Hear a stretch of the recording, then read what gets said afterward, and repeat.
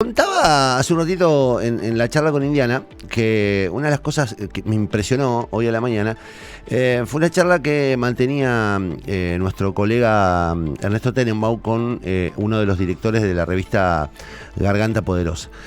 Garganta Poderosa se hizo muy viral en estos días o en estas horas a partir del lapsus que tuvo el presidente cuando dijo Garganta Profunda en virtud de Garganta Poderosa. Y en una nota que recomiendo que escuchen, Nacho Levi, que es uno de los referentes de La Poderosa, dijo, mira, lo que me apena de todo esto es que terminemos hablando del lapsus y de nuestro intrincado vínculo con la sexualidad, cuando en realidad lo que nos importa a nosotros como organización es que se hable de los temas que hablamos, ¿no?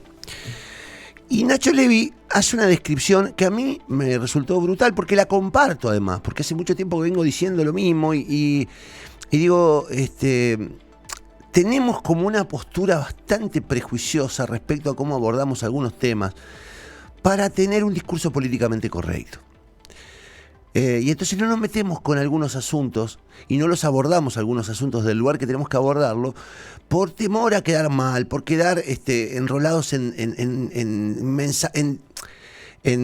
discursos de derecha o presuntamente de derecha. Y hoy Nacho Levi le decía a Tenenbaum que él estaba muy cansado de ver cómo desde todas las miradas, todos los prismas políticos han fracasado en el abordaje de un tema tan delicado como el tema del narcotráfico, y que ellos vienen viendo cómo en los barrios, en las villas, que es el territorio desde donde nace Garganta Poderosa, el narcotráfico ha ido avanzando, pero no ya desde el lugar fílmico que nosotros vemos desde la militarización, sino de cómo la sociedad misma de las villas termina funcionando a favor del narcotráfico, a partir de que encuentra así una salida, una solución, una alternativa de vida. Y cómo la idea policial de la persecución del narcotráfico ha fracasado y no nos animamos a hablar de eso. La referente de Garganta Poderosa acá en Santa Fe y en casi toda la Argentina, de hecho antes de ayer la vi en un documental en Canal Encuentro, es nuestra conocida María Claudia Albornoz, de Barrio Chalet, que formó parte, hace poco estuvo acá, de la organización de Carpa Negra y desde donde comenzó una militancia de la que hablábamos también hace poco con ella. Así que tenía ganas de hablar un ratito con María Claudia, que hace una pausa en su laburo en el centro de salud. Negra, ¿cómo andás? Buen día. Hola, Connie, buen día. ¿Qué haces? Sí, mucho frío, estamos acá en la calle. Pero ahí te escuchaba atentamente, ¿eh?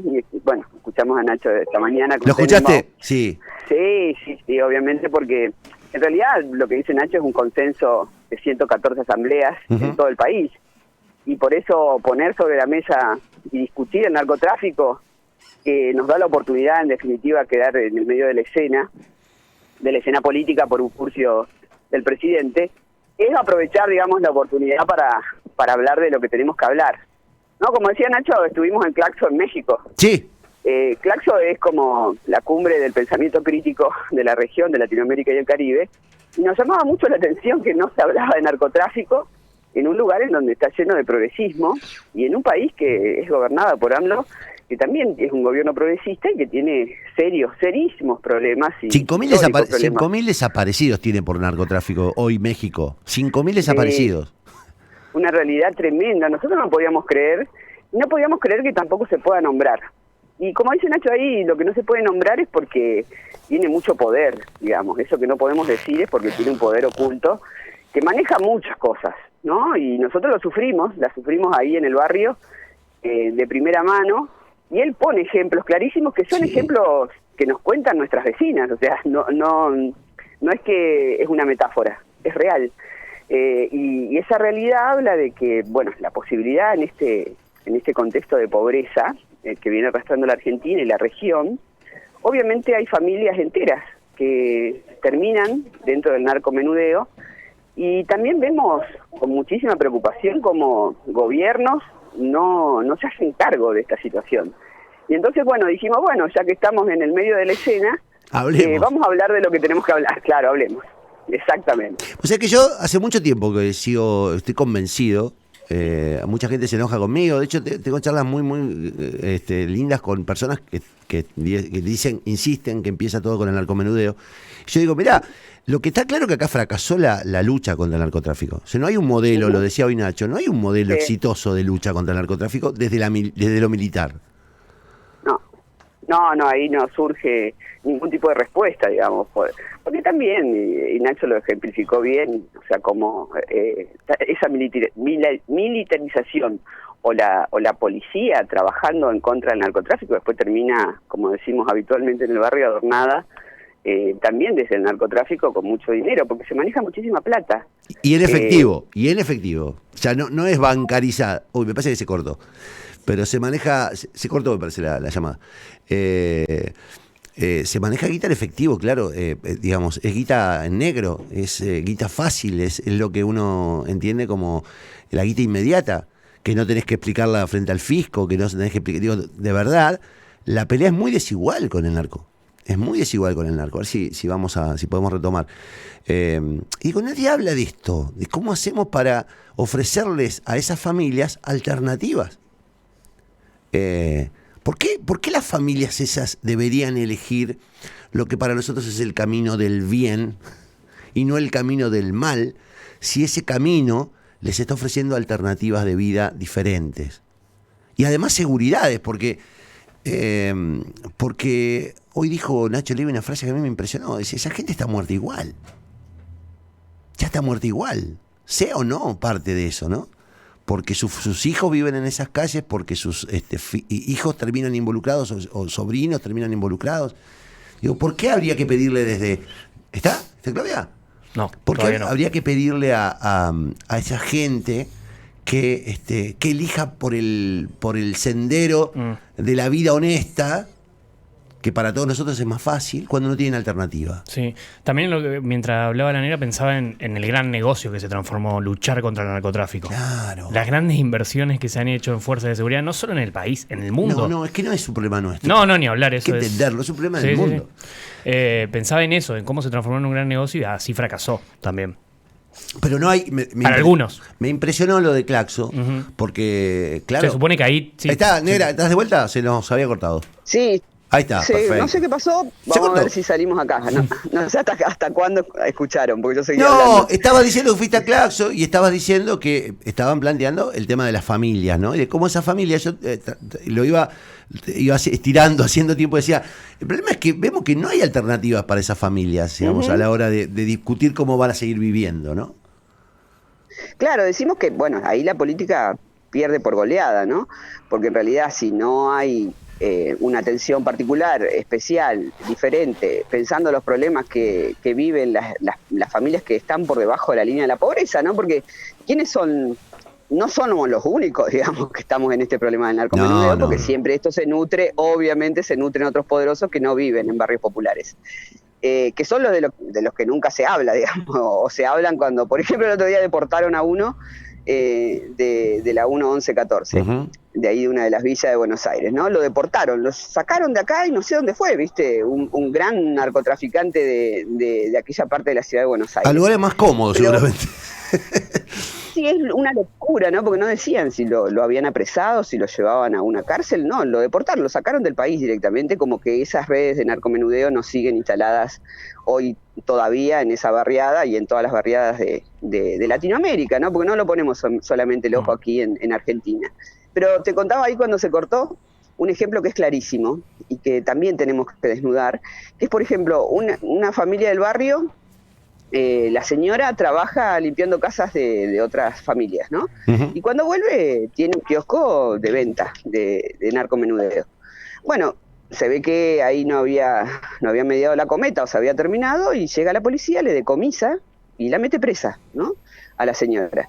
La señora estaba vendiendo porque tenía que sacar a otro familiar, que era su hijo, de una situación de narcomenudeo y tenía que pagarle al abogado.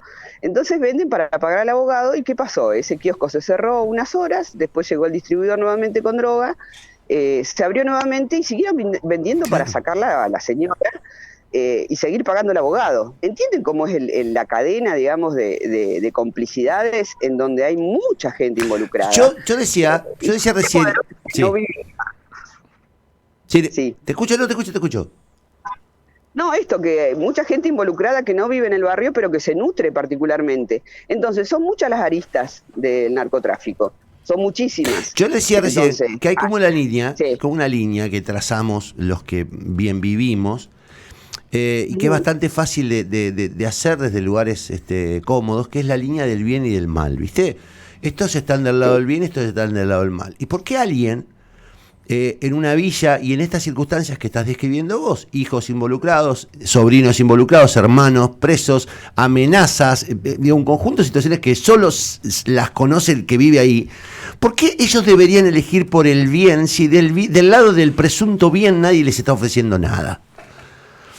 Digo, Sí, aparte alternativas. la línea del bien y del mal es muy loca, porque si vemos Rosario, por ejemplo, que es algo que miramos todo el tiempo, el viejo cantero, que es el creador de los monos, cuando le allanan la casa tenía cajas de la municipalidad de alimentos, Sí. y él en el barrio es bien visto porque es el que nutre al comedor popular, digamos, el que lleva comida al comedor para que después los vecinos puedan comer. ¿Entendés cómo está metido ya? Que es lo mismo que pasa en México y en Colombia y en lugares en donde los grandes narcotraficantes sostienen socialmente a gente que está embriagada. Bueno, ¿y eso por qué es? Porque el Estado se retiró, porque el Estado no está, porque los gobiernos no hacen nada en este sentido. Entonces así es fácil que el narcomenudeo y el narcotráfico en su conjunto se nutra de las villas, se nutra de aquellas familias que no tienen alternativas ni de laburo, ni de estudio, que están estamos en una situación re compleja en la región. No, y vos dijiste algo, ahí se cortó, cuando hablabas del tema de la guita. Vos hablabas de la guita. La guita no es solamente que tienen mucha guita, sino que además tienen guita en efectivo, que no está en el sistema bancario y que circula fácilmente. Entonces, digamos, también tenés en contra de eso, no podés competir con un sistema de economía en negro que compra fácilmente con un montón de guita en efectivo todo el tiempo a todos los que lo rodean. Sí, es el ejemplo que ponía clarísimo Nacho esta mañana, ¿no? De cómo para controlar o para liberar un pasillo en una villa, un pibe que no consume, pero que entendió que no tenía otra alternativa, controla ese lugar y levanta 30.000 pesos por día, y esos 30.000 se convierten después en una cifra enorme a fin de mes, y con eso obviamente el comisario que no iba a pasar por ese pasillo no pasa menos si le das una cifra como 2 millones de pesos por mes para que no levante, digamos, los kioscos que están en las villas de Buenos Aires sobre todo. Entonces, sí, hay guita en efectivo, pero también te decías, no sé si eso se escuchó, que Carlos del Frade también estudia particularmente el narcotráfico, y también habla de cómo los bancos también se nutren del narcotráfico y cómo también se lava dinero en el negocio inmobiliario, que es una explosión enorme, por ejemplo en Rosario, en donde grandes rascacielos obviamente están construidos. Es que con todos guita de sabemos, narcotráfico. eso. Porque, digo, todos sabemos que, digamos, no hay mejor negocio que para el lavado que la obra en construcción y que la venta ficticia de departamentos. Digo, sabemos que los hoteles también, digo, uno sabe dónde aparecen determinados negocios, que eso se hace con guita, que después termina justificándose fácilmente con compras ficticias y de verdad ahora, la pregunta, y está bueno charlarlo esto, Negra, porque yo digo, a mí lo que me hizo ruido de la charla con Nacho es que no lo hablamos, porque estamos todo el tiempo especulando con el sector político que nos conviene que quede o no manchado. Y en realidad... No, y acá, eso lo tenemos que correr, claramente. Claro. Y es la oportunidad ahora. Y ahora la verdad que estamos atendiendo un montón de situaciones, y muchos periodistas que sí que se quieren involucrar. Como hay muchos periodistas que salieron a decir giladas, hay muchos periodistas que sí quieren hablar de esto, y me parece que es la oportunidad que el periodismo hable, que lo instale, que instalemos este tema, que es un problema muy, pero muy serio en la Argentina, y que tenemos que hablarlo, tenemos que decirlo, tenemos que desnudar. ¿Dónde están las complicidades políticas, judiciales? ¿Dónde están las complicidades? Y desnudémoslo de una vez, porque realmente nos vamos a convertir en un país que realmente después no lo podés detener. Ya está complejo detener el narcotráfico en la Argentina. Hay un tema Imagínense. Hay un tema del que nadie quiere hablar, y yo me imagino que en el Claxo lo habrán preguntado, que es el tema de la legalización, de la alternativa de combatirlos de otro lugar al narcotráfico. Y es un tema al que nos negamos a hablar, nos da miedo. Digo, ¿cómo combatimos lo negro desde lo blanco? Si todo el tiempo... Digo, es un tema que hay que por lo menos ponerlo sobre la mesa. Yo sé que es un tema mundial, Totalmente. pero hay que empezar a hablar de eso. Sí. Digo, porque... Sí, hay que empezar a hablar, pero bueno, también sabemos que vivimos en una sociedad súper careta, Connie. Y la careteada creo que sirve más que atender los problemas reales. Y también hay complicidades políticas muy grandes, o sea, el narcotráfico tampoco se va a rendir ante una legalización. No creo que sea una batalla fácil, pero la tenemos que poner y la tenemos que decir. Porque toda esa guita que mueve el narcotráfico, si vos se la sacás legalizando, obviamente te van a quemar todo. A esa guerra también hay que enfrentarse. Claro, pero ¿sabés qué? Yo lo que entiendo es que fracasó el camino de la violencia, y hay un dato que yo siempre lo pongo sobre la mesa en cualquier discusión con amigos y familiares. Digo, miren, muchachos, de cada 15 muertos que hay en el mundo por narcotráfico, 1 tiene que ver con el consumo, 14 tiene que ver con las balas. O sea, totalmente. O sea, en la muerte, las drogas, la mayor cantidad de muertes que producen son las de la violencia que genera la venta y la disputa del territorio, no la del consumo. ¿Viste? Entonces digo, sí, totalmente. Y eso está clarísimo. Mirá el sicariato. Mirá, o sea, ¿quiénes viven? Los sicarios que viven de matar gente. Y eso se ve en Rosario cada vez peor. Ahí estaba viendo unas criaturas que están metidos también ahí en Galvez, que se supone que mataron también a una bebé en el medio de una balacera. Niñitos de 14 años. Sí. O sea, ¿cómo regalamos? Eso también tiene que ver con un Estado que se retira de la política pública, que tiene que ver con niñeces y adolescencia. Por eso también trabajamos mucho con UNICEF este tema, para ver cómo hacemos. El esfuerzo de los movimientos sociales, particularmente de La Poderosa, es enorme. Nosotros tenemos apoyo escolar, tenemos seguimientos en juventudes a pibas y a pibes para que no caigan en esos lugares, que es re difícil, digamos, ¿qué le podés ofrecer de este lado y qué le ofrecen del otro? Y ahí vamos perdiendo. Pero nosotros hacemos el esfuerzo igual, hacemos todo lo posible para que puedan ir a la escuela, y después la escuela los termina expulsando, porque también es un sistema retrógrado, donde ni siquiera piensan en cómo tratan a los pibes que no tienen a veces ni zapatillas.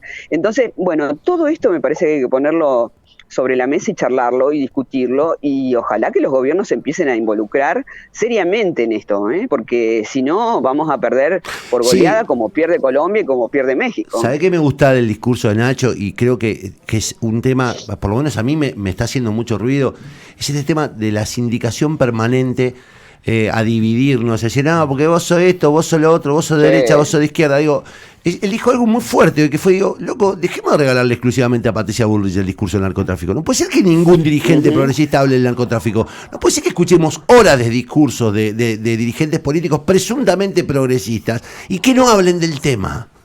Y que lo hablen así sola, digamos, que no se refieran, que no expliquen. Digo, es como que no nos hacemos cargo de este problema.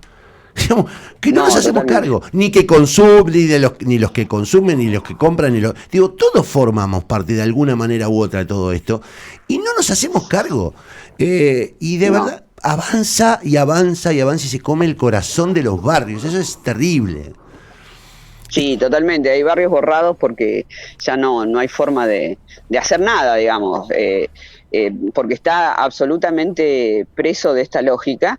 Y nosotros, qué sé yo, Chalé está a ¿cuánto? 10 minutos de la Casa de Gobierno, 10 minutos. 5. Y hay compañeras, sí, por ahí tenemos que salir caminando porque tampoco tenemos para el bondi, y entra uno solo y a veces ni entra. Pero compañeras, vecinas, que tienen que salir a trabajar, a laburar, a ocupar espacios en el trabajo comunitario, que es otra cosa que queremos hablar porque también está re invisibilizado, ¿viste? Porque hablan de los planeros, de las planeras, sí. Nos tiran por la cara situaciones que a nosotros nos duelen mucho porque trabajamos un montón en el barrio para que el barrio sea otra cosa, porque obviamente las políticas se retiraron. Y bueno, a esos 10 minutos de la Casa de Gobierno a veces no podés salir por las balaceras, de eso tampoco hablan, y no sirve mandar un patrullero a patrullar calles que sí pueden entrar y en otras no entran, porque primero es imposible entrar por las condiciones en las que están, y segundo porque realmente las balaceras también van a los patrulleros cuando son los que quieren indagar. Entonces, son a 10 minutos, a 10 minutos, si contamos los tiros, yo en otra oportunidad, hace unos años atrás, estuve en Río de Janeiro, viendo como las favelas están absolutamente cooptadas por el narcotráfico también y le cobran tributo a los comercios, digamos. Pasan y si no le dejás... bueno, lo que pasó en Rosario obviamente, empezó a pasar en Rosario hace poco, ¿sí? ¿Te acuerdas? Totalmente. Esto, sí, lo mismo va a seguir pasando en nuestros barrios, porque en realidad, te decía, Río de Janeiro cuenta, hay una aplicación que se llama Fuego Cruzado. Búsquenlo porque a mí me pareció tremendo. O sea, vos antes de entrar a una favela, te fijás si están tirando, cuántos tiros se tiraron. Y cuentan los tiros, cuentan la cantidad de tiros. La Maré, que es de una villa donde era Marieli Franco, que es una concejal que asesinaron, que asesinó supuestamente Bolsonaro, esa favela cuenta, por ejemplo, la cantidad de tiros y la cantidad de días que pierden los pibes y las pibas para ir a la escuela porque no pueden salir. Bueno, en esa situación nos encontramos hoy en muchísimos barrios de la Argentina, no solamente en Santa Fe, no solamente en Buenos Aires. Cuando nos cuentan nuestras compañeras, ya te digo, estas 114 asambleas que estamos unidas desde la comunicación, que hacemos La Garganta y que hacemos tantas cosas más, nos contamos lo que está pasando. Por eso tenemos de primera mano, porque vivimos en estos barrios que están abandonados por la política y que realmente es invivible, no se puede estar, los chicos no pueden ir a la escuela. Y que hemos denominado románticamente los conurbanos, ¿viste? Digamos, le hemos encontrado un nombre romántico y decimos, no, porque eso es el conurbano, no es, a ver, es la urbanidad abandonada en todo caso, es la urbanidad en estado de peligro latente, la urbanidad sin luz, la urbanidad sin agua. Los conurbanos son como una especie de, no, ese es el conurbano. Bueno, debería ser urbano también, ¿no?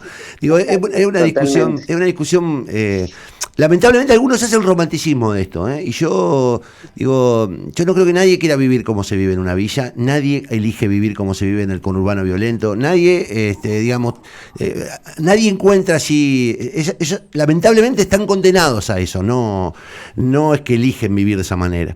Y está bueno que hablen ustedes también de eso, Claudia, porque yo sé que es muy peligroso que lo digan porque ustedes están expuestos todo el tiempo, pero... Totalmente. Pero sí, está por bueno. eso el consenso fue, tenemos que salir a decirlo porque ya no se puede vivir más, porque no se puede regalar más barrios, porque tenemos que ponerlo, y lo discutimos un montón, no es que salimos a decirlo como loquitas y loquitos y ponerlo sobre la mesa, lo discutimos mucho de hacerlo de qué manera, quiénes van a hablar, quiénes vamos a hablar de nosotros, las vecinas que están más involucradas y viven en lo más profundo, digamos, de las villas, obviamente no pueden hablar, porque a veces no pueden ni salir al comedor a cocinar, así que imagínate si las identifican, sería muy peligroso. Después lo otro que hace el narcotráfico es sacarte la casa y meter un búnker. Entonces también ese peligro está todo el tiempo y ese susto, ese miedo. Bueno, me parece que ya es hora de que empecemos a ver de qué forma, ¿no? Entre todos los sectores, y que nos dejemos de estas divisiones estúpidas cuando hay un problema realmente muy, pero muy serio que nos va a comer la Argentina. Negra, un abrazo y de verdad, te lo dije la vez pasada, cuando quieras, para lo que necesiten, saben que cuentan con REC, ¿eh? Así que abrazo. Muchísimas gracias. Dale. Sabemos que sí. Dale, un abrazo grande. María Claudia Albornoz, santafesina, militante, es integrante de Garganta Poderosa, esta revista que se hizo tan popular en estas horas a partir del lapsus que tuvo el presidente. Me pareció muy oportuno, muy atinado lo de Nacho Levi hoy, porque de algún modo también lo dijo recién María Claudia. De verdad nos quedamos en la superficie del lapsus que tuvo el presidente. Nos reímos mucho, pero nos quedamos en esa orilla y no avanzamos para preguntarnos qué era Garganta Poderosa. Algunos dimos por sentado que todos la conocíamos, pero es verdad que el país en general no conoce mucho lo que es el trabajo de Garganta Poderosa, esta revista que ha revolucionado la comunicación porque nació desde el corazón de la villa, se apropió además de muchos personajes importantes, no quiero... A lo mejor me ayudás, Laucha, pero muchos videotipos de diversa índole. Hasta el rock, la cultura en general. Estaba pensando en tapas. Maradona, obviamente. Messi, Bianchi. Lali Espósito. Quiero acordarme de otras tapas. Ricardo Mollo, Silvio Rodríguez. Muchísimos, hay muchos. René de Calle 13, estoy pensando.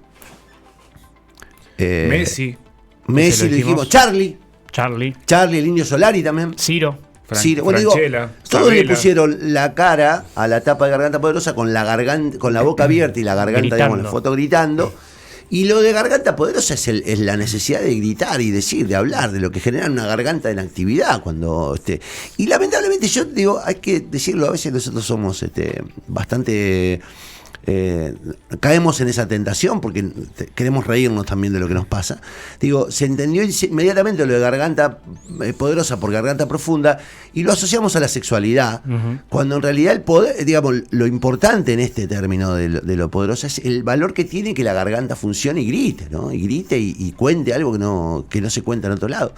Con lo cual digo, recomponiendo un poco lo de ayer, porque también digamos, recibo el reto. Muchos nos quedamos en la superficialidad del lapsus y no aprovechamos, y creo que hoy lo hicimos, para saber qué es Garganta Poderosa, para qué sirve y qué es lo que está hablando, de lo que está hablando. Y Garganta Poderosa está hablando del arco en los barrios, en las villas. Y la verdad que muchos nos hacemos los boludos. Yo estoy del lado de los que hace mucho tiempo que vengo diciendo otra cosa respecto al narcotráfico. Estoy muy tranquilo en ese sentido. Y hace mucho tiempo que dejé de mirar a la policía como la responsable coimera, porque entiendo al cana que cobra 80 lucas, que cuando le ofrecen 100 en efectivo, por no hacer nada, entiendo que se tiente. Porque... Sí, también hay que salir de ese análisis medio llano, porque como decía la negra o charlaba con vos, Sí. como nos va a terminar tapando. Está tan infiltrada en todos los aspectos políticos, culturales, medios de comunicación, todo lo que nombraban, todos los distintos actores en los cuales está vinculado con el narcotráfico, no sé, me parece que nos va a terminar tapando el agua. Nos va tapando el agua y además, digo, nosotros lo hemos hablado acá. Yo, por lo menos, tengo una postura claramente... Incluso con lo que decías de la legalización. Yo creo que hay que... Yo lo escribí en un libro hace 5 años, muchachos. Si no vamos por el lado de la legalización, si no vamos por el lado de comprender que esto es un negocio y que nos conviene incorporar impuestos sobre esto que venden y que el Estado intervenga en la calidad del producto que venden. Pasa que ya tienen tanto poder también. Bueno, compiten de igual a igual con el Estado, entonces. Ahora, si los Estados del mundo no se ponen de acuerdo, porque es la otra estupidez, la de creer que este es un problema nuestro, de Santa Fe, ¿viste? En realidad es un problema mundial, es un negocio mundial, es la segunda, creo que si no es la primera, es la segunda economía del mundo, el narcotráfico, con la venta de armas. Y la verdad que, digo, no podemos ser tan idiotas de creer que el problema está en el jefe de policía o en el subjefe de policía de la provincia de Santa Fe o en el... digo, la verdad que es una estupidez pensar que acusar eso como si fuera... Seguramente son vehículos, son engranajes, pero como son engranajes, cada uno de los pobres vecinos de los barrios que terminan laburando para poder sacar de la cárcel al pibe digo, es terrible lo que pasa. Y hay que hablarlo a esto, no hay que esconder más la cabeza.